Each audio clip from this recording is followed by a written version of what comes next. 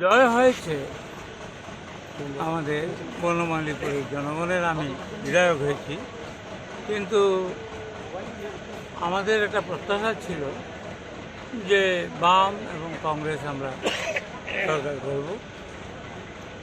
সেটার জন্য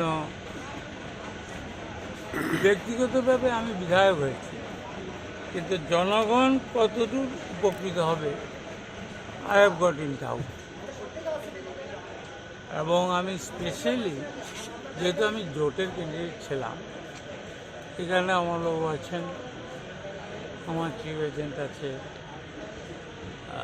রূপক দেব রায়, চিত্তবাবু আছেন ইলেকশন, অনেক আমার সবাই যারা কলিগস আছে সঞ্জয় সবাই আছে। আমি একটি কথা বলব যে আমি নির্বাচনে যেভাবে কোঅপারেশন পেয়েছি জোট প্রার্থী হিসাবে বাম এবং ডান, সেটা আমি কোনোদিন ভুলব না। And I will try to build up the Banamali. And আপনারা জানেন আমি খুব স্পষ্টবাদী। আমি বিধানসভায় কিন্তু বনমালীপুরের স্বার্থে আমি কিন্তু লড়ব, এবং আমার প্রত্যাশা ছিল যে আমরা জোট সরকার করতে পারবো। আমার জয় হয়েছে, এটা ঠিক, কিন্তু আরও বেশি খুশি হতাম যদি বাম এবং কংগ্রেস এবার সরকার গঠন করত। প্রো পিপুল কাজ না হলে কিন্তু আমি বিধানসভায়ও আমি কিন্তু আওয়াজ উঠাবো। I will not spare anybody. মানুষের স্বার্থে আমি কিন্তু কথা বলব, এবং এটাও বলতে পারি যে যেহেতু অমরবাবুরা আমাকে সহযোগিতা করছে 100%, সুতরাং ওনাদের সঙ্গে আলোচনার মাধ্যমে সম্পূর্ণ ডেভেলপমেন্ট কাজগুলি আমি করব। এবং বনমালীপুরে আমরা মিনিস্ট্রি না করলেও একটা উল্লেখযোগ্য ভূমিকা ত্রিপুরাবাসী অনুভব করবে।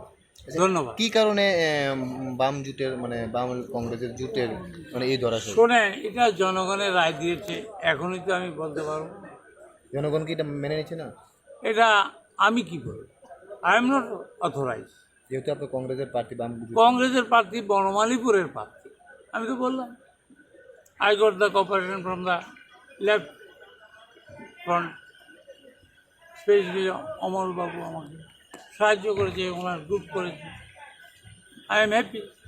সারা রাজ্যের কি পরিস্থিতিটা কি আপনাদের আগে জানা ছিল? আমি তো এতক্ষণ এতে ছিলাম, আমার কাছে মোবাইলও নেই। না না, আগাম কোনো এরকম কোনো সংবাদ ছিল যে? দেখুন, আমি কিন্তু সবসময় প্রতিবাদী কণ্ঠ। মানুষের উপর নির্যাতন হলে আমি প্রতিবাদ করব, বনমালীপুরেও করব, বিধানসভায়ও করব। 15 বছর ছিলাম, প্রতিবাদ করেছি, এটা কারো অজানা নয়। বেআইনিভাবে নির্যাতন করা হলে I am the last man to spare anybody. I am telling truth. Thank you. সামনে আরও নির্বাচন রয়েছে, সেখানেও কি বাম আর এবং কংগ্রেসকে একসাথে দেখা যাবে? শুনুন, সব কিছু নির্ভর করে আমাদের হাইকমান্ড আছে, ওনাদেরও হাইকমান্ড আছে, পলিটগুলো আছে, ওনারা বসে সিদ্ধান্ত যা নেবে আমিও সেটা মানব। Thank you. I am not authorized to comment on it.